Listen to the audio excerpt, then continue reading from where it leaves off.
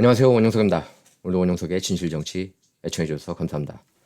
럼블 구독 바라고요. 제 홈페이지에서도 볼 수가 있습니다. onearbed.com입니다. 예, 라콘 내러티브 새 에피소드도 나왔습니다. 제가 핀 꽂았으니까 거기서 보실 수가 있습니다. 자, 미국과 캐나다 국경에 있는 휴런호 상공에서 F-16 전투기로 미확인 물체를 격추했습니다. 지난 4일 중국 정찰 풍선이 격추된 것을 포함해서 미국과 캐나다 영공에서 비행 물체가 격추된 건 이번이 네 번째입니다. 국방부는 이날 동부 시간 오후 2시 42분 F-16 전투기가 미시간주 휴런호 약 2만 피트 상공에서, 그러니까 약 6,000m입니다. 6,000m 상공에서 비행하던 물체를 AIM-9X 열추적 미사일로 격추했다고 밝혔습니다. 조 바이든 대통령이 로이드 오스틴 국방부 장관과 군 지도부 건의에 따라 격추를 명령했는데요. 국방부는 비행체 경로와 고도상 민간 항공에 위험이 될 수 있다는 우려가 제기됐다고 밝혔습니다. 또 비행체가 지상에 대한 물리적인 군사 위협은 아니지만 정찰 능력이 있을 가능성 때문에 위협으로 판단했다고 설명했습니다. 지상에 있는 주민에 대한 피해를 줄이고 잔해 회수 가능성을 높이기 위해 격추 장소를 선정했고 민간인이 다치거나 영향을 받은 징후는 없다고도 했습니다. 국방부는 이 비행체가 전날 몬태나주, 그러니까 미국 몬태나주 상공에서 국방부 민감한 시설 인근을 비행한 물체와 같은 것으로 보인다고 밝혔습니다. 중국일 가능성이 높아요. 그래서 앞서 북미 항공 우주 방위사령부 노라드라고 그러죠. 예, 노라드가 전날 비행체가 캐나다 영공에서 인접 몬태나주로 넘어온 것을 레이더 신호로 감지해 전투기를 보냈지만 비행체를 발견하지 못했고 이날 다시 추적하는데 성공했습니다. 국방부는 잔해 수거를 위해 해안경비대 함정을 보냈는데요. 앞서 미국은 지난 4일 동부 캐롤라이나 해안에서 중국 정찰 풍선을 격추했습니다. 이어 지난 10일 그리고 11일에는 알래스카 그리고 캐나다 유콘에서 미확인 비행 물체를 각각 격추했습니다. 이 두 비행 물체에 대해 미국 연방정부는 바이든 정부 얘기하는 거죠. 바이든 정부는 풍선으로 판단하고 있고 규모는 중국의 정찰 풍선보다는 작다고 민주당 척슈머 상원 원내대표가 방송 인터뷰에서 전했습니다. 하지만 미국 정부는 새 비행체의 특성이나 운용 주체는 잔해 등을 분석해야 판단할 수 있다면서 조심스러운 입장을 보였는데요. 북부 사령관을 겸임하는 글렌 벤 헐크 노라드 사령관은 브리핑에서 이들 비행체를 풍선이 아니라 물체라고 부르는 이유가 있다면서 비행체가 풍선처럼 가스를 채운 구조인지 다른 추진 장치를 사용하는지 어떤 방식으로 하늘에 떠 있는지 명확하지 않다고 했습니다. 새 비행체가 크기와 속도, 바람과 함께 이동한다는 점에서 유사하지만 구체적인 특징은 잔해를 분석해야 할 수 있다고 했는데요. 그러면서 특정 국가의 비행체로 단정하지 말아야 달라고도 당부했습니다. UFO 아니냐? 뭐 이런 얘기도 나오는데요.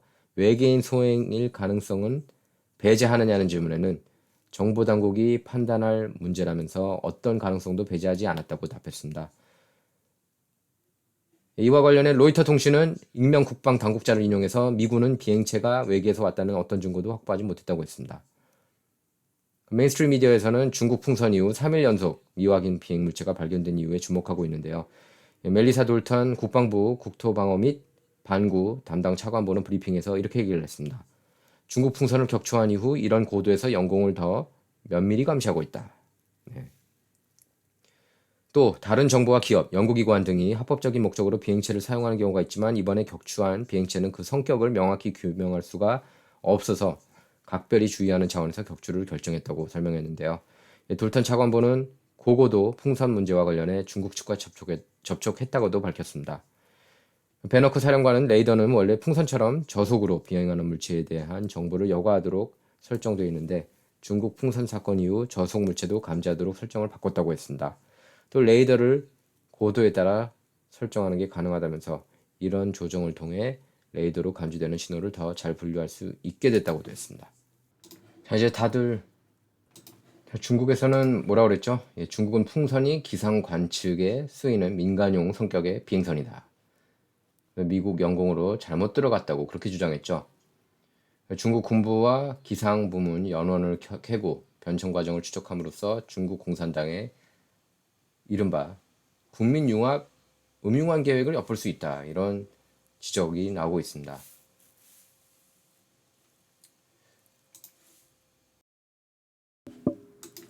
이런 얘기가 나오고 있습니다. 사실 중국 공산당은 군사행동이 아닌 것처럼 위장하기 위해 민간용, 기상연구 이런 용어를 써왔다고 합니다. 또 근래에 와서는 군민융합 뭐 이런 개념을 만들었다고 하는데요. 또 기상이라고 하더라도 웃긴다는 겁니다.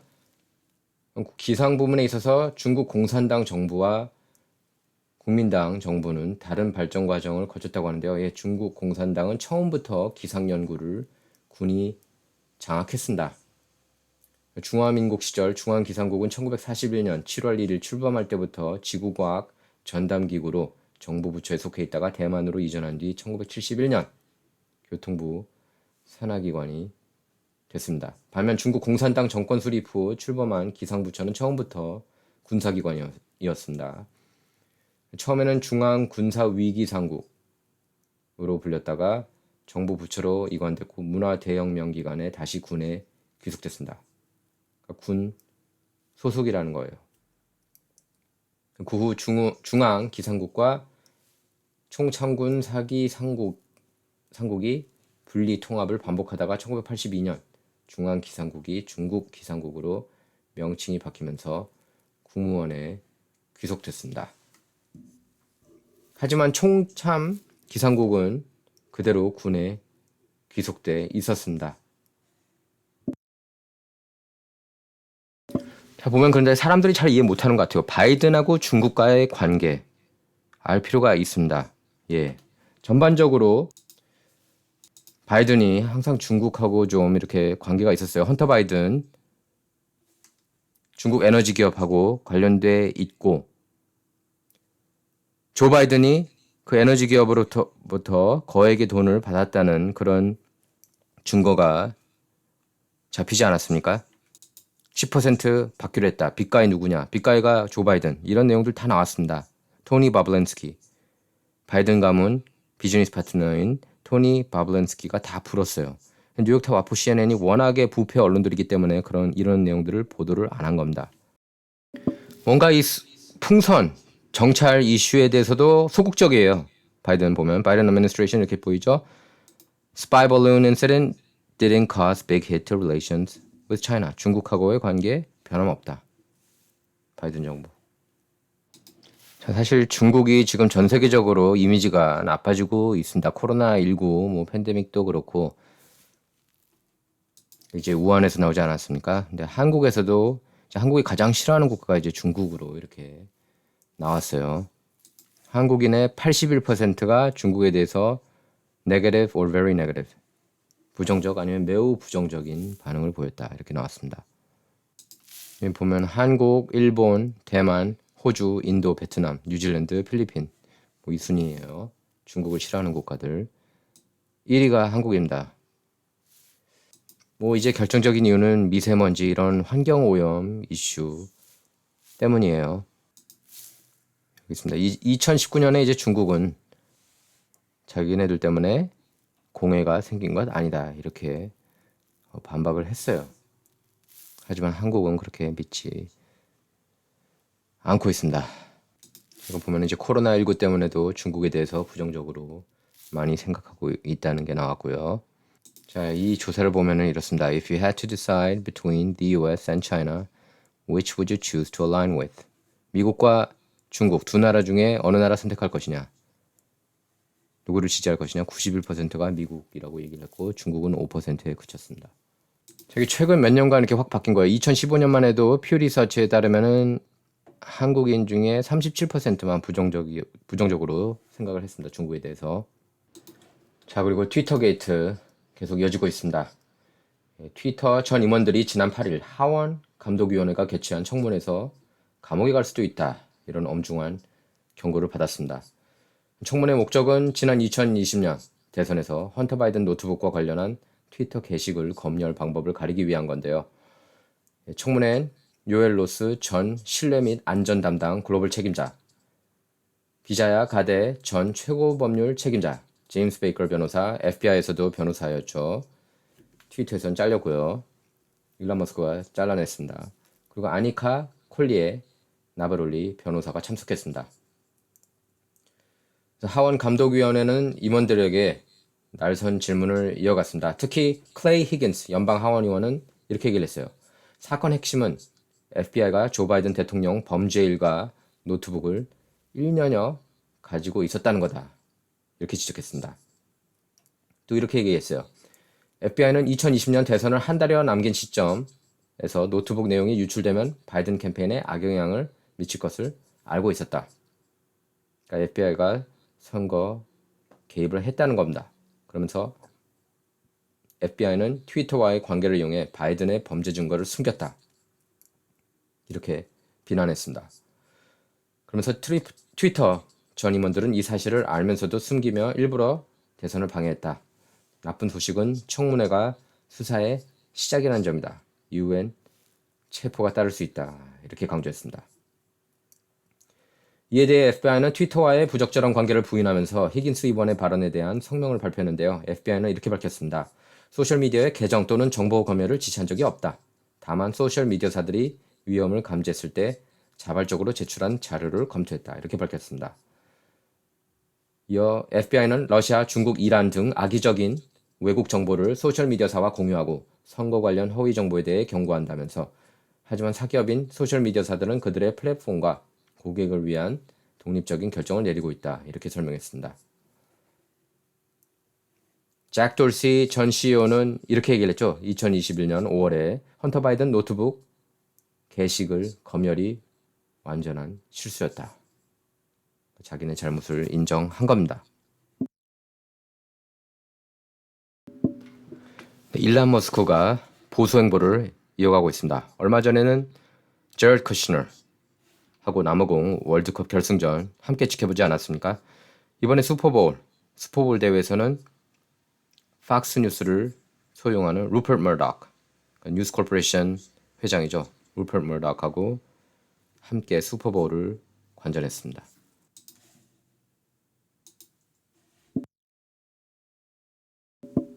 여기 보이죠?